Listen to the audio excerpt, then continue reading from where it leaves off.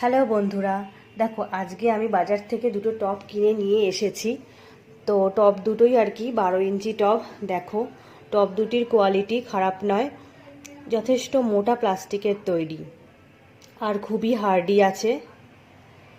দেখুন পাতলা প্লাস্টিকের দেখে কিনলে রোদে টব ফেটে যাওয়ার কিন্তু ভয় থাকে, তাই সবসময় টব কেনার সময় একটু মোটা প্লাস্টিক বা শক্ত কিনা সেটা দেখে নিতে হবে। তো আপনারাও অবশ্যই যখনই টব কিনবেন মোটা প্লাস্টিক বা হার্ডি কিনা সেটা দেখে নেবেন। এরপর দেখুন টবের নিচে ছোটো ছোটো গোল গোল মার্ক করে দেওয়া আছে। অবশ্যই এই গোল মতন মার্ক জায়গাটিকে ছিদ্র করে কিন্তু নিতে হবে।